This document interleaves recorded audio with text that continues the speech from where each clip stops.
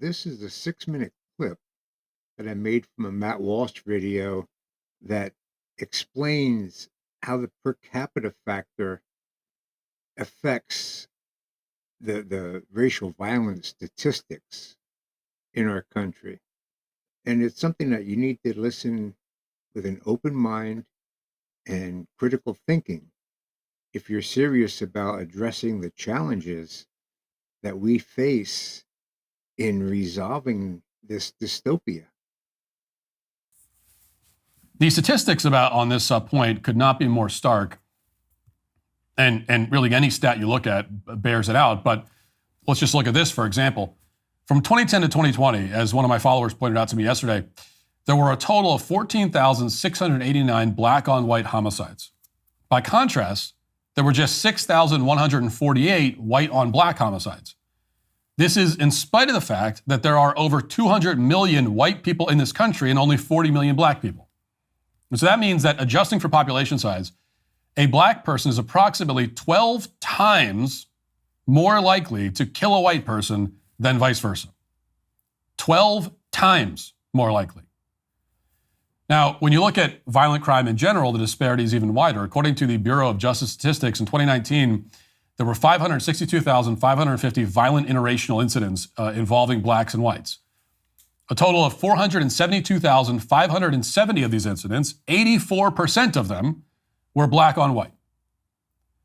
And adjusting for population size, that means that it's about 28% more likely that a black person will violently attack a white person than the other way around. Actually, not 28%, that's 28 times, right? Not 28%, it's quite a bit more than that. And that includes robbery, rape, assault, and so on. Now, to clarify, I'm talking about a very small subset of the population here. Almost all of the violent crime among black people and people of any race is committed by young males. Well, there are 20 million black males in the country, 40 million black people, 20 million black males about in the country, which only accounts for about 7% of the American population. So if we were to take out all of the black males over the age of 36 from these calculations, you'd realize quickly that it is a very small portion of the population that is committing a hugely, astronomically disproportionate amount of violent crime. According to FBI statistics, the 18 to 34 age range dominates violent crime statistics to the point that it makes up something like 50 to 60% of all arrests. And again, that's general of all races. Overall, somewhere around 50% of the murders in this country are committed by black people, and about 35% of non-fatal violent crime is committed by the same group. Again, these crimes are being committed by less than 13% of the population. So in other words, there's clearly a massive problem in black culture, specifically as it relates to younger black males. And contrary to what the media will claim, this is not a problem that can be solved by eliminating systemic racism, alleged systemic racism, or sending reparations to the black community. No amount of affirmative action or DEI can solve the problem. Reparations are not going to fix this.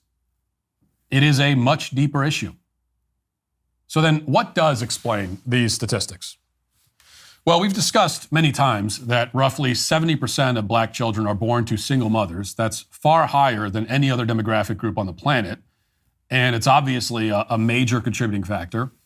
No demographic group can remain productive and functional members of society if their children are routinely abandoned by their fathers. But at the same time, we still have to explain why exactly all of these black fathers are abandoning their children. You know, we have to solve the cause of the problem rather than talking about just the symptoms. Jason Whitlock wrote this on X yesterday, quote, "Quit imagining if the roles were reversed and reverse your role in the insanity. Boldly state there's a problem with American black culture and that we all must reject and fight against a demonic culture that defines blackness as loud, violent, entitled, hedonistic, materialistic, ghetto, prison, victimhood, profane, matriarchal, and tatted. Loudly and boldly reject so-called black culture. It separates black people from Christ.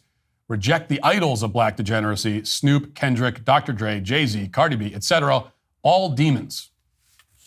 Now, this is a black man saying this, of course, and it's probably worth paying attention to. Now, of course, much of modern culture across the board is, as Jason says, demonic. The glorification of materialism, of hedonism, and so on. is not a feature exclusive to black culture, but these problems are obviously significantly more pronounced in the black community. And black culture is therefore producing a lot of very angry, very violent young men who do not value human life, their own or anyone else's. This is a fact borne out by both statistics and individual experience of pretty much everyone in the country. This is a real problem. We all know it. We have to stop pretending that we don't know it. Now, is this the only cause for dysfunction in black communities? Of course not. I mean, anyone who tells you that there's an easy solution here is lying to you. The roots of this problem are deep and far-reaching and tangled in many different directions.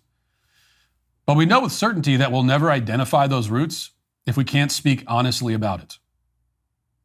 Every academic is required to believe that any negative statistic involving racial disparities in the aggregate, whether it's SAT scores or violent crime or anything else, must be the result of systemic racism and nothing else.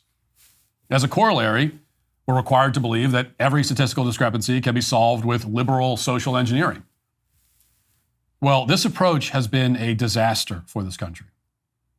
Too many people of all races have been killed because statistics and common sense and open debates are now effectively outlawed. We constantly hear about the need for an uncomfortable conversation about race. We hear this all the time. Well, this is it. This is the uncomfortable conversation. And for Austin Metcalf's sake, and the sake of countless other victims, both white and black, it's time that we finally start having it.